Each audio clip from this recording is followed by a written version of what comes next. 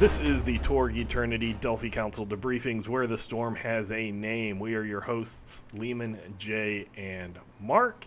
And today we will be wrapping up Act 5 in Fires of Ra, Scene 4. As well as we'll get into a little discussion about mega adventures, long games, campaigns, and stuff like that. So we don't break up another act.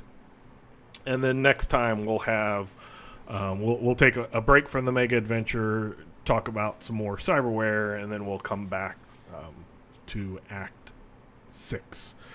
So until then, you can email us at torgdcd@gmail.com, and you can send us questions or comments, and we'll answer questions to the best of our ability. We'll comment on your comments, etc.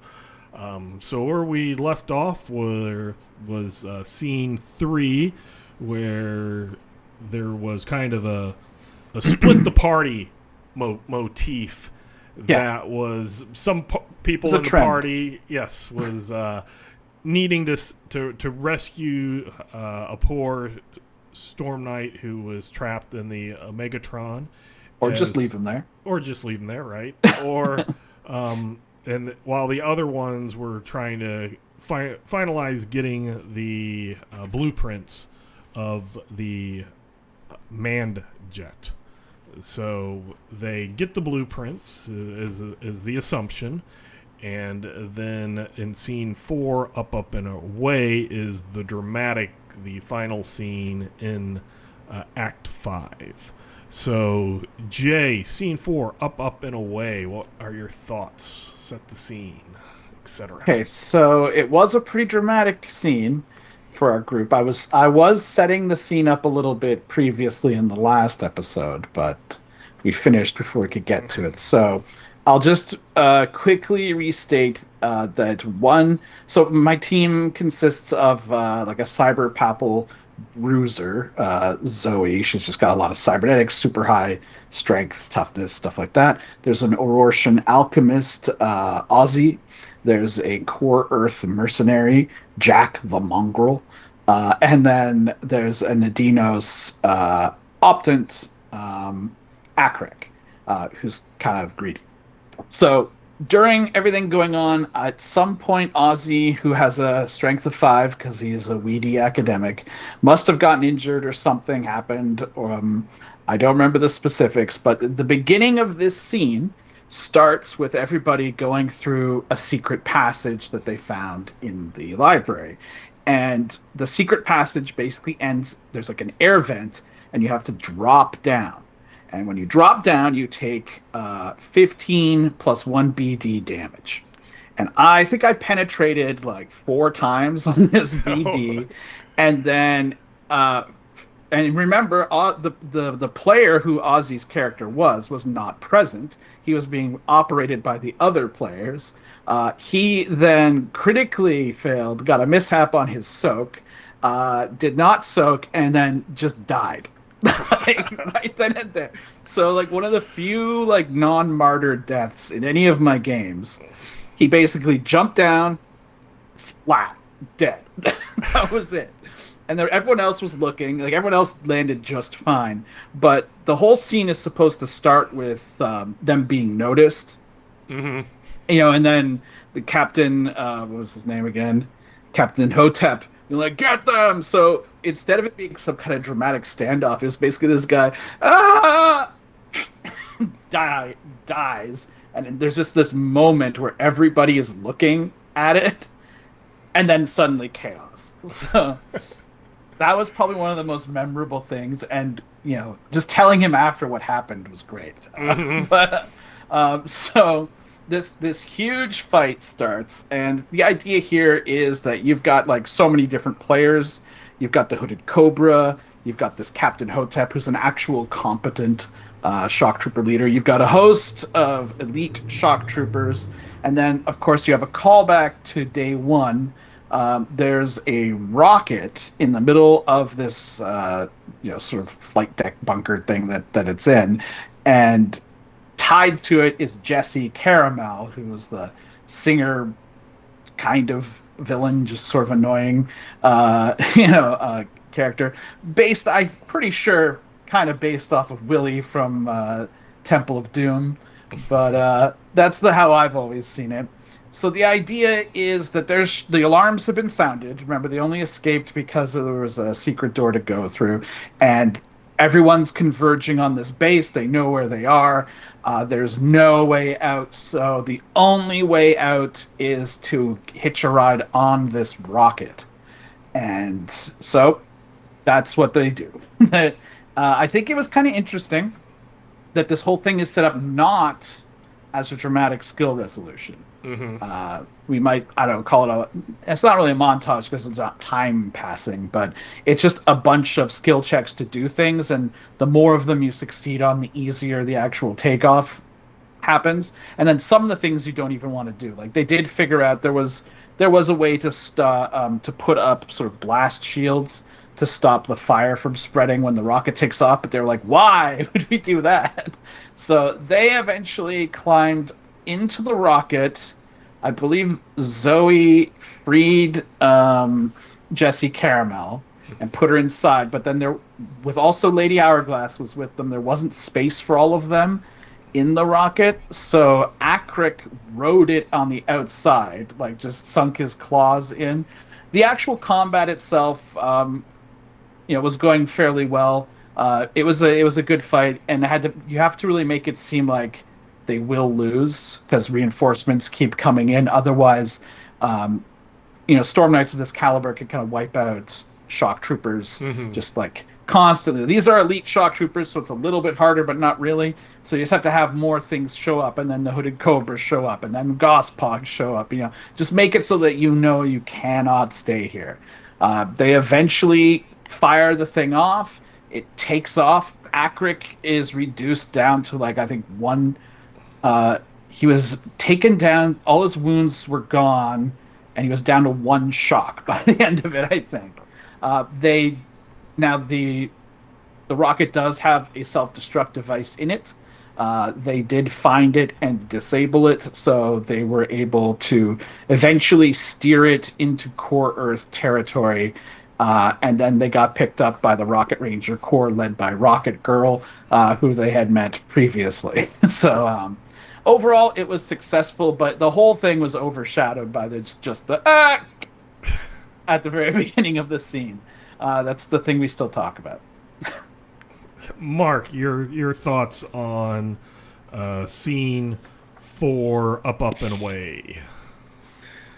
So this was, we had Lady Hourglass. We have Lady Hourglass queuing up again, and I'm with Jay on the should have been a DSR because I turned it into a DSR because I didn't say it should be a DSR. Okay, I said it should be a that DSR. I made it into a DSR because it should have been. I took all of the things that were written into the adventure and turned those into things that were happening while every step was going on. These things just started happening and created problems, and it was obstacle piling, essentially, which is, that's very Nile Empire, so let's just do that. And as the cards were being flipped and whatnot, and Jay's absolutely correct in the just throw all of the goons at them because you cannot stay here. I had the map that's provided in the book for this has everything on the same level. I kind of elevated the control room a little bit and gave Sir Arthur Killingsworth up there with Lady Hourglass kind of this perch or nest as everybody's running around down below to try and take care of the rocket. My DSR set up to fuel the ship and disconnect everything and open a cockpit or canopy bay so that people could get in and then decipher the launch sequence and launch a ship. Well, you got all the other things going on at the same time, and so Sir Arthur Killingsworth. So we had, if you'll recall, my group had Star-Crossed Lovers played on Lady Hourglass, and then Romance played on Lady Hourglass, and so we had this just deep connection with her. And Lone Rocket Ranger is just trying to convince her to come over to the good side, and he almost has her going. He does get her going, and just as Sir Arthur Killingsworth is getting ready to caps one of the Storm Knights down below with an aimed sniper shot, she mind controlled him, and he shifts. And Hooded Cobra my group did not like Hooded Cobra much either. He's a great foil, and I love him for the fact that people hate him. And he was here guiding the elite shock troopers, and so they're doing what they do down below and causing problems, I might add, quite a bit, which reinforced the "you don't want to stay here" thing.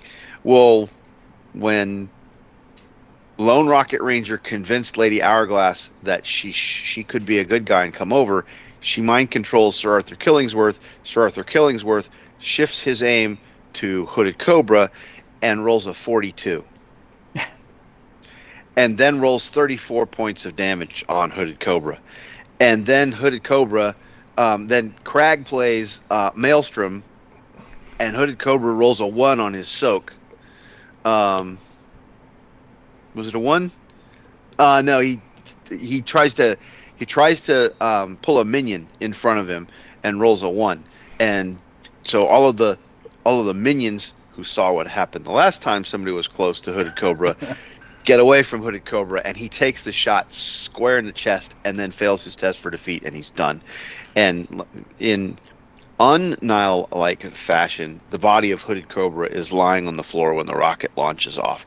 So I'm like, yeah, Hooded Cobra is kind of gone. Because he's been burned up. But it was a very that kind of, we really enjoyed the interplay of all of this, and it really connected to me. It really connected this scene with the previous one where we had all of that interplay between the Rocket Ranger and Lady Hourglass, and to me it gave a nice connection to the card play that made, the campaign events with the romance and the star-crossed lovers and whatnot. They pretty much did what your group did in getting out. Everybody tried to pile into the rocket or onto the rocket and had problems. And they saw one of the control room doors pops open, and there are all these other guys getting ready to come out, and Gospog and all this other stuff. I'm like, oh, we probably need to get on the rocket, and left on the rocket. But in the very end, Lady Hourglass, Lone Rocket Ranger thinks he's got her, and she's going to come over, and she shoves him out and then locks the control room's doors, essentially sacrificing herself so that he can get away, because she really loves him. And that's where we kind of ended with that one, in them escaping so that they can get the plans to Dr. Frest, and crash landed. And the Rocket Rangers come to their rescue as well, though I didn't have a connected foreshadowing of that like you did. So no, that this again is a nice scene with my group. As if you've listened to any of these, I like big groups. So we had the human optant of Lanala from the Living Land. We had the Core Earth social media influencer. We had the Aurorish monster hunter, a cyber witch and a cyber Templar, an Egyptian mathematician, and a Tharkold psychic. And so when it specifically says there's like room for 1 or 2 to pilot and 6 passengers. So while they're doing all the things like fueling the ship, there, as they mentioned, there's lots of things that you need to do you don't just jump in the ship and take off. You need to do these things, or some of them need to be done, some of them are choices. So you have to fuel the ship, that needs to be done. Then you have to disconnect everything. Raise heat shields if you wish. Free Jesse, which was another thing that added an extra person to to the thing. Load up, launch, all of that. So yes, we did have like the Cyber Templar, holding on with his cybernetic arm, as well as I think they hadn't used. I think there was like jet boots or something that had so many rounds of use. So one of them, had the jet boots on and was like, I'll, escape this way, but they were coming up with creative ways that they could squish. And okay, there's only one room for the pilot, but Jessie, she's kind of small, so the Nile mathematician's kind of small, so they can sit on her lap and stuff like that. And so they came up with interesting ways to escape. So that was all fun. Throwing the minions after minions after minions just to show that you can take them out, but they're going to be reinforced, and it's just going to be kind of just keep coming. They're eventually will nickel and dime you to defeat. So basically it ends with kind of a crash land of the rocket into the desert, which has there's been 2 glories of my groups where it's been kind of either crashing into the sand dunes to lower damage, or digging out of sand dunes that they already crashed in. So that was one, because nobody had the air vehicle skills, so they were defaulting off of decks. Because it was like, needed a DN of 14, and basically there's few options. It says if they might retain control. It's they're piloting kind of a bomb, so they need to figure out how to land the thing. So there's some a few little things that can happen, and they gloriously were able to mitigate the disaster and get picked up and sent to their next step. So it was a fun scene. It kind of had a not last but another meetup of the Retribution League, and brought out some them again. They're kind of an ongoing theme that can come across and start taking even without playing a Nemesis card, various members of them can kind of become personal nemesises against the various party members. The player's nemesis, not the character's nemesis. Right. So that's all fun.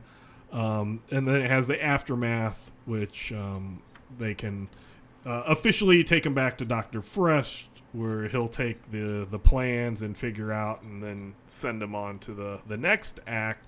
Again, in my home game, I don't have the Delphi Council being the overarch, but they did take it back to their version of Dr. Fresh, the thinker guy, and he was able to get them set up and move onward.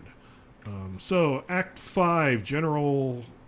for the whole act of Act 5. Any final thoughts on that, Jay?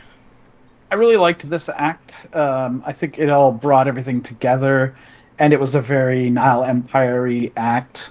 I think it is, like I have mentioned, some of the acts can seem kind of like, did we need this? So this one, definitely you need it. Right, like this was a vital, important one, and it's one of the bigger plot ones too. So, like, to make sure the players themselves know what's going on, and leads really into once you start talking about what the manned jet itself is actually doing, like out in the world, it starts to make things a little bit more real. And that might be something we talk about in the next little bit. But like maintaining player investment in these long adventures is pretty important, because otherwise they could kind of like get distracted or forget what they're doing. So I thought this was nice because it brought everything right back into stark relief. It's like we've got the schematics, we've got the Hooded Cobra, we've got Mobius, we've got the Darkness device, we've got the Omegatron. It's like all the greatest hits,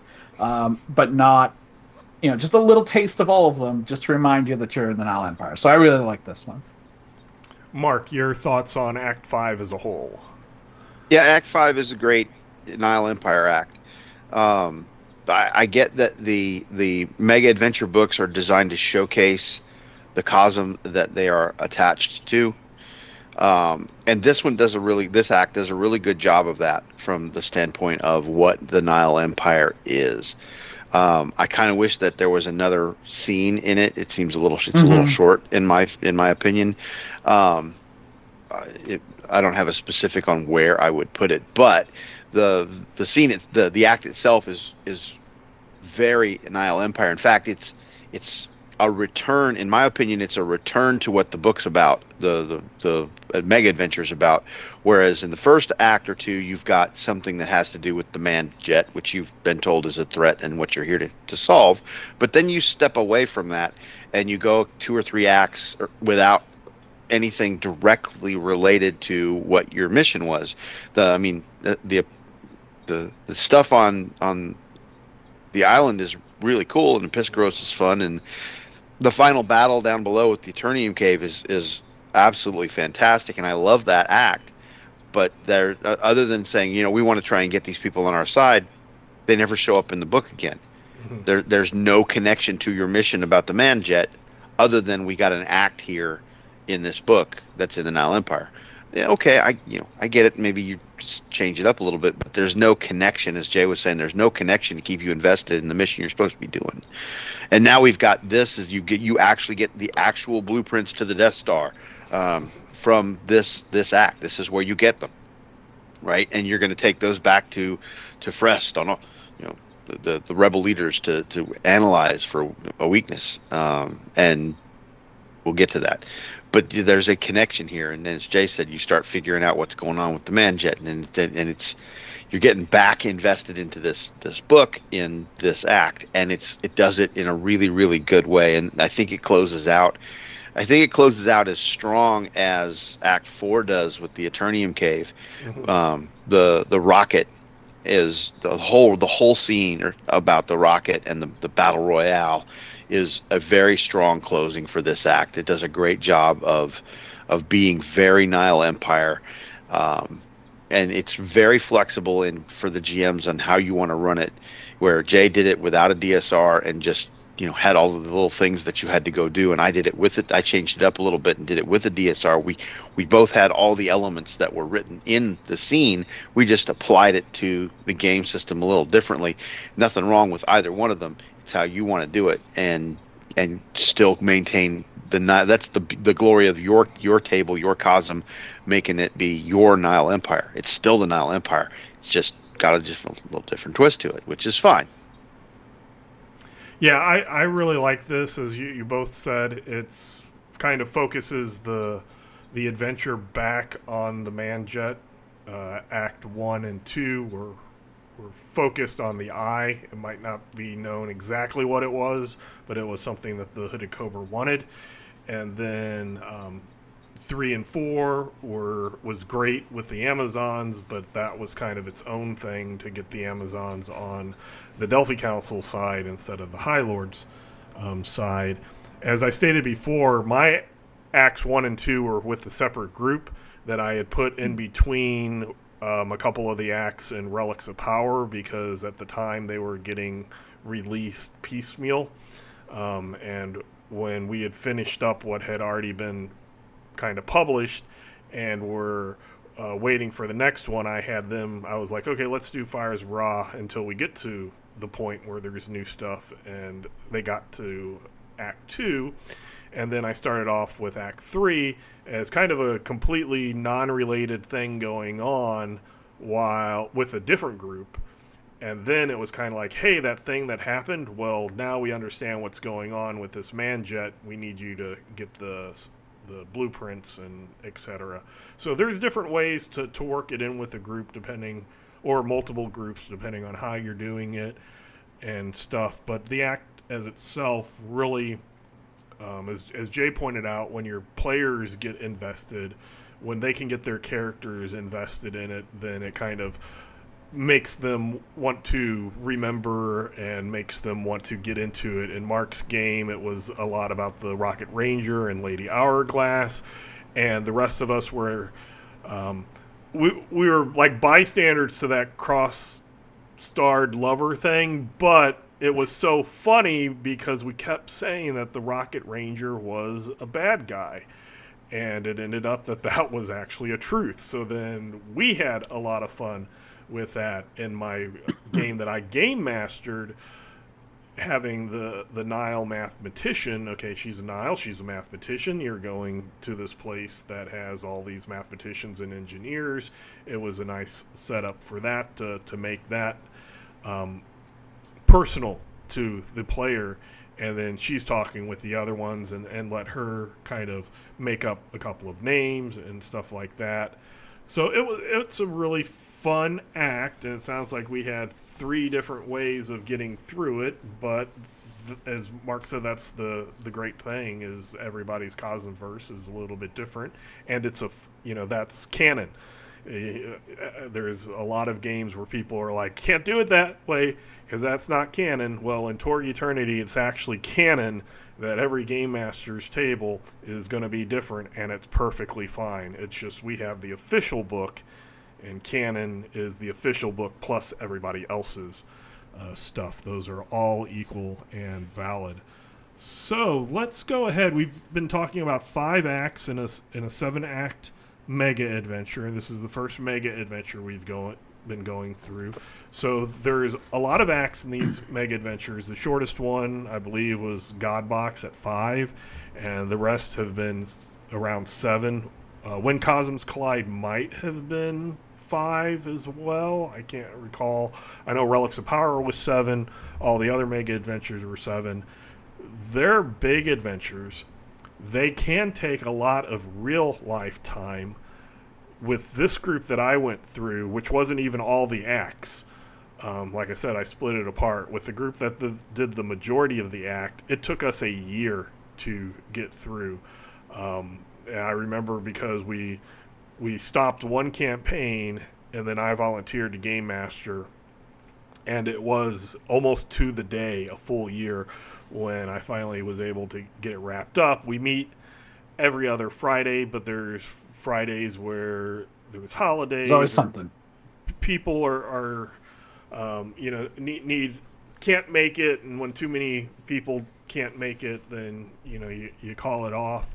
There's bad weather. I drive 2 hours to get to the place where we play, because it's actually saves time for me to bring all my books and drive 2 hours to just open it up and play right there at the table than it is to spend time setting up a virtual tabletop, which I've done before, so I'm not against setting it up. It was just at the time quicker and easier for me. I just kept a lot of my books right there, so it was mainly just the drive. But I was also looking back at some of the streams that we did, Mark, and some of these mega adventures take like 6 or more months to get through. So there's a lot of real-time investments. And I know that one of the leading causes for games to fiddle out is just all of a sudden a lot of things happen, and then you never get going again. So you have some like really good adventures, and then you have to miss a couple of sessions, and then things don't continue. And also, how do you keep your players invested in it? Tips and tricks. What has gone wrong? What has gone right? What are things that you might have learned? What are things that you've realized you need to avoid, etc. So, Jay, do you have any thoughts on keeping these big games that can take a long time in real life to keep going to get to a conclusion? I guess there's a few things. I'd have every Torg mega adventure has been seen through to its completion. I have had other games, like I converted the Pathfinder Red Hand of Doom adventure path to our Hackmaster game, and we got like halfway through that, and it just sort of fizzled out. That's actually what led into Torg when the Kickstarter was first happening. So I've had other games fizzle out, and pretty much every World of Darkness game I've ever run eventually just fizzles out. We never actually have like an ending, but that's different because it's not really adventures. You're just sort of going through a long story. Mm-hmm. But these They do take a while, and I have found there are some issues. I think Fires of Brawl was, I think, the third one that I ran. Mm-hmm. So I was a little more ready to just say, okay, you do it. Uh, Especially in the next act. There's a few large fights where I would get to a point I'm like, you guys are obviously going to win this. You defeat them, right? I'll explain it a bit better than that, narrated, but I could just see like this is going to take another hour. This doesn't really matter. Let's just wrap it up and keep going because that 1 hour, and then if there's another fight that happens, that could end up taking half the session, Mm-hmm. and that means we're going to take another session to do this. I should also add that my group, we do play remotely. We're spread all over, and we usually only have 3 hours a night, so we don't really get like a big long session. So it would generally take us 2 sessions to do an act normally, and then sometimes it might be 3 or 4, depending on what crazy stuff goes on. So it can take a while. One thing I started doing after a while was at the end of each act, I would post a recap because we were using the Roll20 forums at that point, I think, to keep track of things. So I would do a little recap, say what happened in each scene, put any NPCs' names in bold, right? Because when you're the GM and you're poring over these things and you're copying things down and entering them all into Roll20, and you know who everybody is. Mm-hmm. Players don't. Bless them, they don't necessarily pay attention to everything, right? Say so. I mean, they're definitely going to remember some people like Hooded Cobra and stuff, but then yeah. But there's going to be a lot of NPCs, especially if they're not big into the Torg lore. Like I had to remind them who Frest was a number of times. So having that kind of like little recap was very helpful, especially if you do have to take a break and come back to it. This is something that happened in Cyberpunk games that I played in a long time ago. We used to play religiously, like 3 days a week of it, right? But then occasionally there'd be like a break for a long time, and then we just totally forget everything that happened. It's like, who are we talking to? I don't know. That sort of thing. So having that notes for yourself is good, and I know I'm not good at making notes for myself, but having notes for your players is very good to help them remember things. And I think the other big thing, and it's kind of like what Liam was saying with Relics of Power, I was also I was doing playtesting for Relics of Power, and it was split up a lot. And so we only, we did an act here, there, and that really made me realize that actually splitting up a mega adventure like that could be good. Some of them, like the God Box, you might have to think about, although realistically you could take there's an entire act that could easily be completely removed. Two of them probably, and you could just say, oh, the tree goes here. But I think a lot of these could be shortened, because the other thing about, aside from forgetting things, is there is a bit of realm fatigue that can occur if you're just hammering at it like straight. So even if you're not doing what Leamon said, like having different groups do different acts, it could still be good to do a couple of acts and then maybe switch to a different set of characters in a different realm, in a different adventure, and then come back to it later. Because sometimes it can just, like, by the end of each of these mega adventures, I'm like, I never want to be in the Nile Empire again. Right? So spicing it up a little bit with something different is good. So like just breaking it up like Leamon did, I think would be a great choice. Those are things that pop into mind offhand. I might think of more after you guys. We'll circle back. Yeah. So, Mark, any tips, tricks, things that happen that you're like, oh, makes you adjust your thinking, things that happen that were good, things that were happen that failed, etc., when you do these long ones that take long time? So I'm going to pick up where Jay left off with realm fatigue. and you've heard me say this before, and Rod and I both, when we started playing Torg Eternity, noticed this right off and agreed on the rule of two. And the rule of two helps greatly with realm fatigue. And if you're not familiar with what the rule of two is, from my perspective, it's that in Torg Eternity there should always be, in some fashion, there should always be two cosms involved in a mission, adventure, scene, whatever, and that way you don't get, like Jay was just saying, I never want to go back to the Nile Empire. You've got, when you're in the Nile and suddenly the cyber papacy shows up. To me, that's what Torg Eternity is all about, is the blending of these two dissimilar things in a game system that's built to allow them to work side by side. And say, well, what happens when the Cyber Knight shows up in 1940s Indiana Jones, right? And the mathematician casts a miracle on, then how does that work? Torg Eternity is good at that, and it's, I think, leaving the number one tool that the game system gives you in the bag and not using it when you don't blend those two, the multiple cosms together when you're running an adventure. The mega adventures, the outlook for the mega adventures was always, let's showcase the cosm that we just published. Mm-hmm.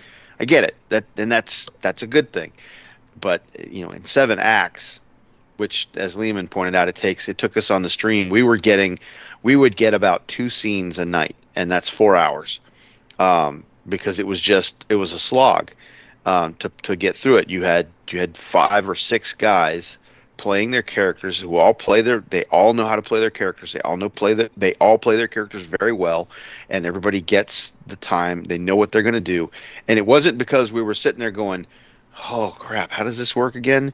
It was, okay, it's my turn. I'm going to do the thing. Bang, bang, bang. I'm going to do the thing. Okay, who's next? Okay, I'm doing the thing. Bang, bang, bang. And we would do that in combat. It wasn't slow because of that. It was slow for other reasons. It just took a while.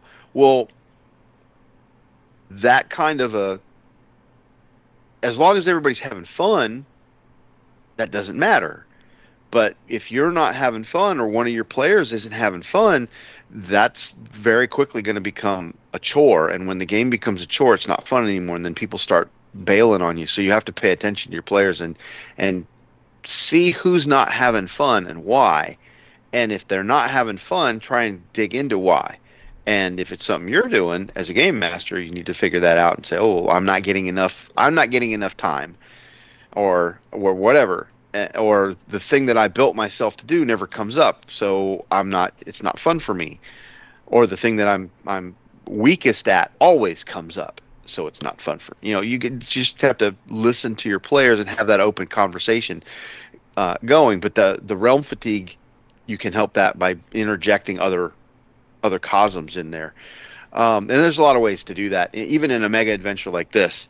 I think that when you get together, if you're as adult gamers, it's tough to play. When we were kids, when I was a kid, I was playing every weekend. Mm-hmm. Get out of school, Friday we start playing, Saturday we're playing all day, Sunday we play for whatever, and then everybody's got to bail by 6 o'clock on Sunday because you got Monday mornings coming up, and some of us had to figure out what homework we hadn't done yet because we've been playing all week. Anyway, now you've got like 2 weeks in between each session, and maybe you can only get 3 or 4 hours a session in.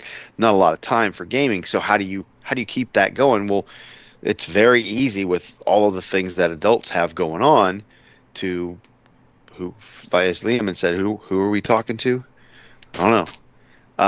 Recap at the beginning, from the standpoint of the game master, recap where you were. That's a fantastic way to get everybody back into the game. Well, there's only really one way to do that, and to do it well, and that's note-taking.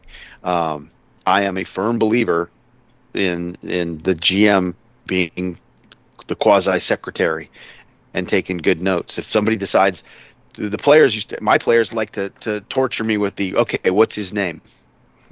I just got to pull another name out of the air. So just, have a big book of names or whatever so you can name people. But when you name somebody, write it down. You never know which one they're going to decide. Your players are going to decide that's a person that's important to me. Oh, why? Okay, well, if you connect the things that the players find important to the game, find a way to weave them in, they get connected to the game and they want to play and they come back, and it doesn't become a chore. So note taking is super, super important in my opinion. And there's two versions of note taking. There's in the writing world, they're called pantsers or the plotters. You write by the seat of your pants, or you plot everything out. And the pantsers just, I don't know where it's going. The story's going to tell me where it's going. That to me is a recipe for things falling away, because as I think Jay said, the story kind of dwindled out. Well, there's a reason for that, because the players don't see where it's supposed to go. They don't see there's a goal that we haven't reached. There's an ending, or there's something we're trying to do, and it kind of fizzles. Sometimes it doesn't work that way because you have a goal, but it just fizzles out for other reasons. But a lot of times it's because, like with the Fires of Ra or these other mega adventures, we got 7 acts. Well, when we finish the 7th act, we know we're done, or the 5th act, or the 6th act, or whatever. Okay, well, it's a finite box. Well, with if you as a game master have a definitive idea of where the game, the adventure, your mission, whatever it is, the box that you've written or planned is going, what's the goal, and you communicate it to your players, they know when they're getting close or if they're far away or what's going on. You give them little victories in between to keep them invested in the game, but you have to be able to take notes and plot things out and plan some things to do that. Our rule always was play a man down, and we do that on the stream. If one person can't show up, very sorry, we're still playing, because adult schedules have life happen to them and adult problems show up, and so you end up with a person who can't make it periodically. And if everybody in the group knows, we're going to play if one person can't show up. But if 2 people can't show up, that's too many. So if we have second man down, now we cancel the session. And everybody knows that, and if they're like, I'm the only person who's not going to show up, I will tell you 100%. I have shown up at a game to play knowing that if I don't, I'm the only person out, and they're going to play without me. I'm going to miss out. Or the other, conversely, if I don't show up, so-and-so's already out, the game doesn't happen. And so I need to show up so the game can happen. I don't want to today because I got other things going on. Okay, I got to work a little harder to get there. And so I get there. But if they know that, that's fine. From the standpoint of doing what you can do as a game master, I think you need to understand what your game session is from the time standpoint and how much material you can cover in that time standpoint, so that you have it prepared, so that when you get into the game, it isn't well, where were we? I don't know. What are we going to do? And so you spend the first 30 minutes of your game session BSing about trying to figure out how to get the game started, rather than here's a 5-minute recap of where you were. What would you like to do? And then when you get 3 hours in of a 4-hour session or a 5-hour session, it isn't, well, where are we going? Hang on a second. And now you're trying to figure out where they're going because you didn't have enough material prepped for that. If you can keep your material flowing, get a good start, because everybody re-anchor everybody in the game, and then keep it going, your group stands a lot better chance of sticking it out and sticking together and playing it, because they know where the ending is, they know what the goal is that they want to reach, and you keep the flow going. And there's no opportunity for them to step away from the game for a second, figuratively speaking, and consider other options, because they're invested in it. They like it. And that's part of the hand waving. I think Jay mentioned hand waving a fight. There's an art form, in my opinion, to hand waving a fight, to knowing when to do that and when not to do that, especially in Torg Eternity, because you have resources that may or may not get expended, that you may or may not need later on. And as the game master, you kind of got to pay attention to, well, if I keep this fight going, I'm just going to suck more resources out of them that they're going to need for the next scene, which is the big, bad, dramatic scene. And if I keep going, I'm just going to suck them dry, and they're not going to have anything, and they're going to get their ass kicked in the beginning of this fight, and they won't get to enjoy the culmination of their efforts. Or this is wasting time, then we won't get to the big fight tonight, because we're going to spend another 45 minutes on something that is it's a done deal. We just have to roll dice and see how much resources are taken to get there. At which point, I have done this on occasion to say, okay, listen, you guys are going to win this fight. The question is only how much resources you're going to expend. And it could be a lot, it could be a little. If you want to drop a card or a possibility, everybody, you choose. We will hand wave the fight. Now you've solved both problems, because everybody gets to choose what resource. They got a little agency in that. They get to choose what they want to expend, because they will expend something in the fight. It's a question of what. Or you can just hand wave it. But that's the art form of it. Every single time you do it, it's going to be a little different. And whether you do it or not, because it might be really important to know exactly, that how much resources did they expend. We have to go through this fight. Sorry.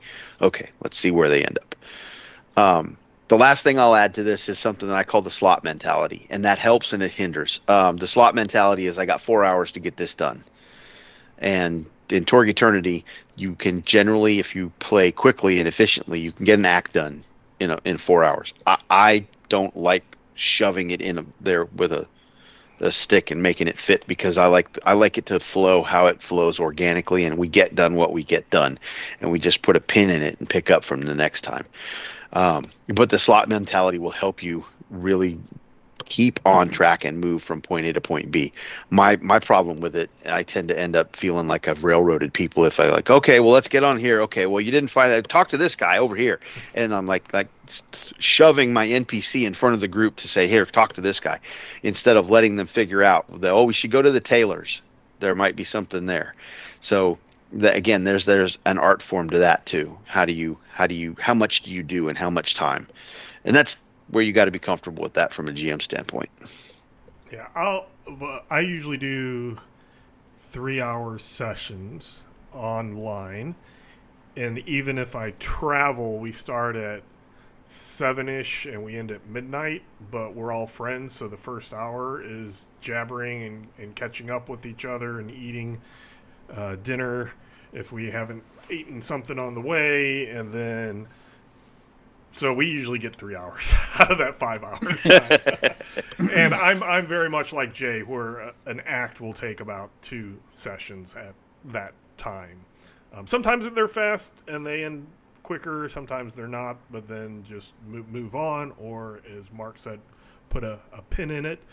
I have very strange habits when it comes as a game master to note keeping. It depends on the game, and it kind of depends on the platform as well. As a player, unless it's something I found, if I'm recording it, like I've recorded my own games for my personal YouTube channel. I've also recorded games that I've been in when everybody in the group, everybody agrees to it. Those I tend not to take notes, because in the back of my head, it's like, I could just watch it if I have a question. Kind of like phone numbers. Before cell phones, everybody knew their phone number. Now, I don't know my mom's phone number because it's in my phone. My phone remembers it for me. Where, previously I had to remember that.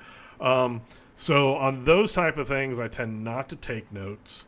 On other occasions, a couple of things that I do as a game master is, one is I'll actually buy, and you probably can't see it, I'll buy a daily planner for whatever year.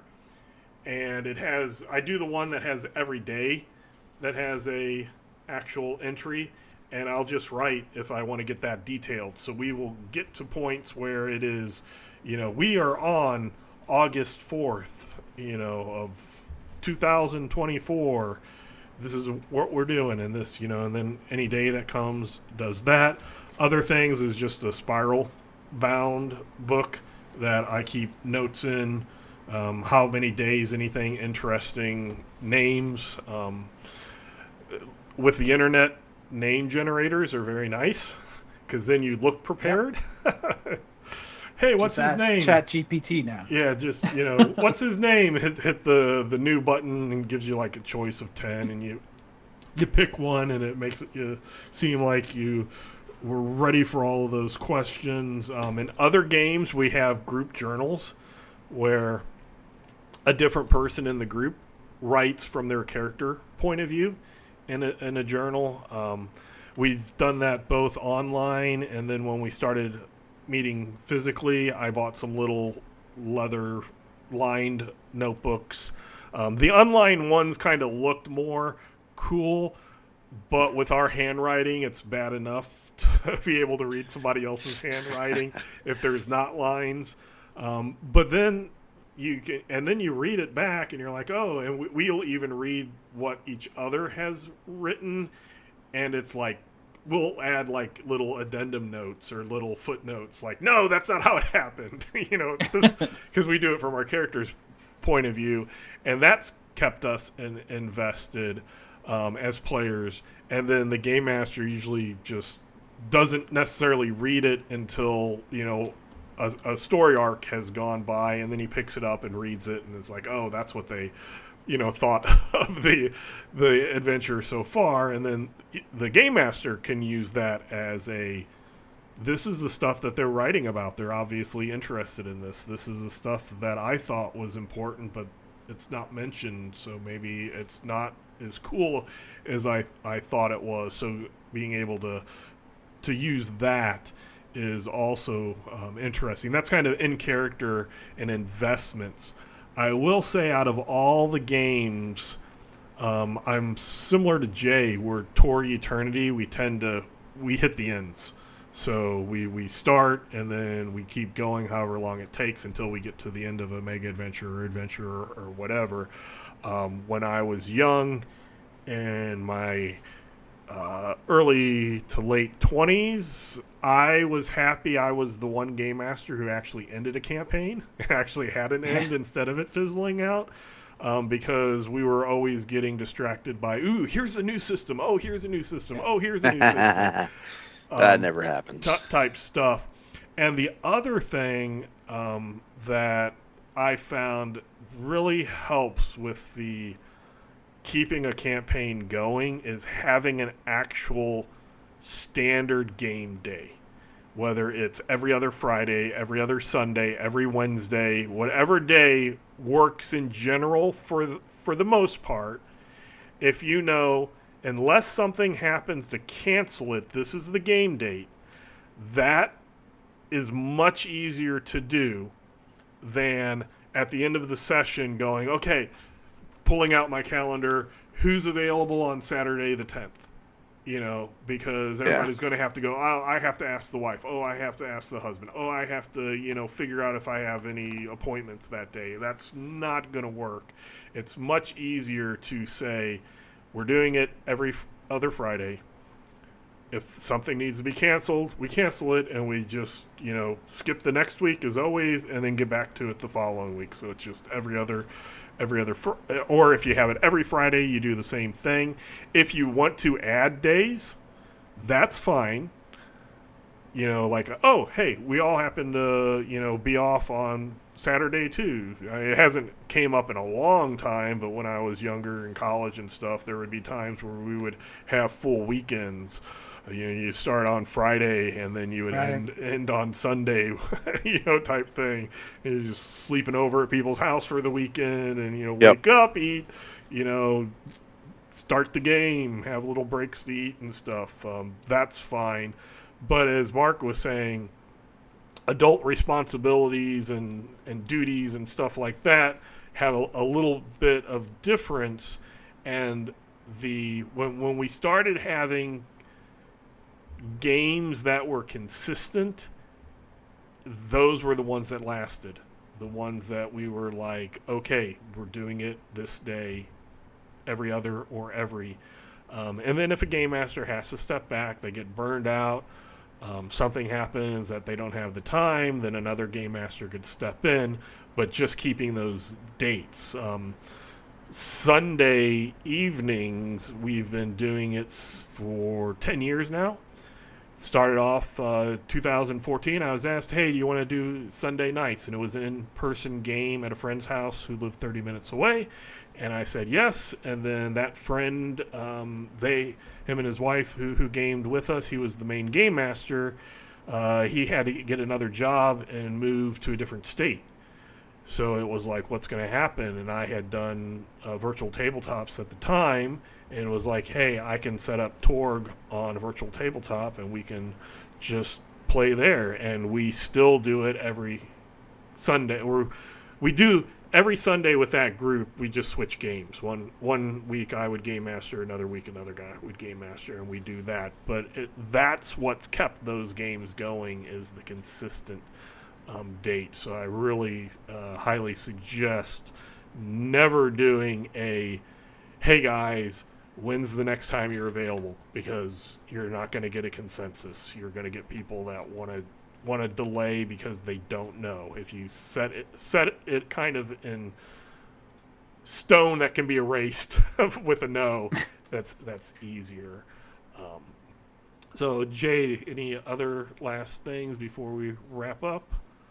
Yeah, there's two. Well, one is just very minor because you're talking about the name generators, and Mark was saying players like to put them on the spot. It just reminded me of an infamous situation in one of our D&D games where the players were asking the DM, like, "What's his name?" And he was just like, Ham Man," and that was just all he could think of. And he's lived with that for years. But I lived with nowadays. Yeah, nowadays there's so many easy ways to get names. But on topic, the thing I was thinking about that Leamon actually mentioned, he obliquely referenced it today, but he mentioned it last time, is kind of, don't be afraid to change the adventure to insert the characters into more prominent spots. So actually having the Nile mathematician be the one that knew where the secret entrance is, that kind of things gives the players a bit more investment in the overall story and makes them remember it a little bit more too. Aside from feeling like, okay, here we're just going into the dungeon, and we're just going through exactly what the book says. As long as it's at least somewhat, unique to their experience, they feel they have a little bit of control over it, even the narrative. That can also really help with people remembering what the hell's going on. Like I said, this was one of the later ones I did. I remember we were playing Unhallowed Data, and there was a literal point where my players went, "What are we doing?" So like, yeah, okay, you gotta make sure you keep the message going, make sure they know what's going on, but also give them a chance to do stuff, because that'll root it kind of in their psyches. Mark, any last thoughts before we wrap up? Yeah, your point about setting a date and saying this is the day we game. We game at Friday, 6:00 every other Friday. That to me is, because adult schedules, your job is, generally speaking, flexible enough that once in a month I need Fridays off, or I need to leave at 6 or 5:30 or whatever, you can work that out. And people can, once you've set that, everybody can make that, and it generally allows you to last longer, or have a shot at lasting longer. Because if you end the session by trying to figure out when the next session is, that will never work. That just it worked as kids, but it doesn't work as adults. It just won't. The only other thing I would say, keeping your players invested in the game, even it's invariable that you're going to have times where some players feel less important to the game than others, and it'll ebb and flow, and that's where you run the risk of people deciding they might want to drop out when they don't have as much involvement. I always try to get, when I'm playing a small, because I'm not a freak like Leamon who wants to have like 20 people playing in his game. I like 6. 6 is my number. Yeah, and like when I 4. get 4 is not a bad 4 is not a bad number. I panic if I get less than 7. I'm like, oh man, how am I going to pull this one off with only 7? Between 3 and, I've done 8. 8's okay too. Somewhere between 3 and 8 is a table that I like. And when I get my players in a long-term campaign like that, I like to have a little subplot for every one of my players that is connected to, but aside from whatever the main adventure effort is, that is unique to that one player. And the other players get to be bit players in each subplot, and it takes a lot of work to make this work, especially when you got 6 players and you got to do something special for each one. But when you take the player's backstory as a first level D&D character, and they've created their own backstory, and you pull elements of that out and then start weaving it into what's going on as their own little subplot, they get so much more invested in it because they've got something else to advance than just the main thing we're all working on. Here's my little bit of the game that's mine, and I'm the star of this thing because this is all mine. And you make that happen. And sometimes, you don't spend a lot of time in the game on it, but you get a little bit. And when you can pull nuggets out of that and interweave it into the main storyline, it becomes even more investment that the players have in it, because now you've got these pieces that cross into these little stories that cross into the big story. And the more of them you can pull in, the better off you are, because they really do get invested in those little pieces, sometimes almost more than the main thing, because it's all about their character in that one thing. And I think that character investment, you get the players invested in who their characters are, but not just are, but can be. That's where, in my opinion, where the games start to fizzle is,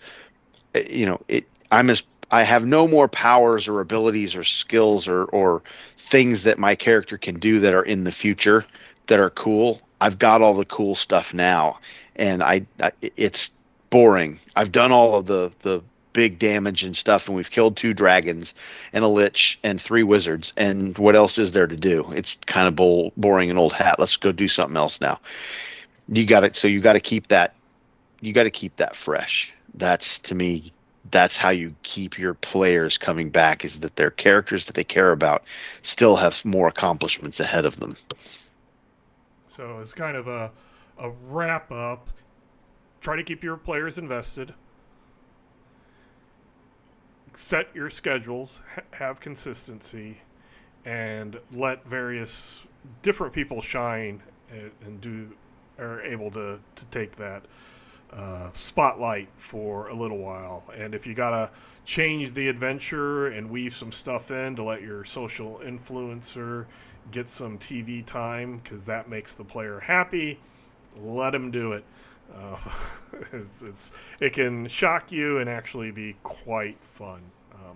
So having said that, hopefully you've gained a little bit of insight to help you on long campaigns and things that take a long time in real life, as well as in the fictional game that you are going through. Having said that, go ahead and email us at torgdcd@gmail.com. Again, we'll answer any questions you have to the best of our ability. We'll comment on your comments and etc. Until next time, we hope you have fun in your own Cosmverse. Bye.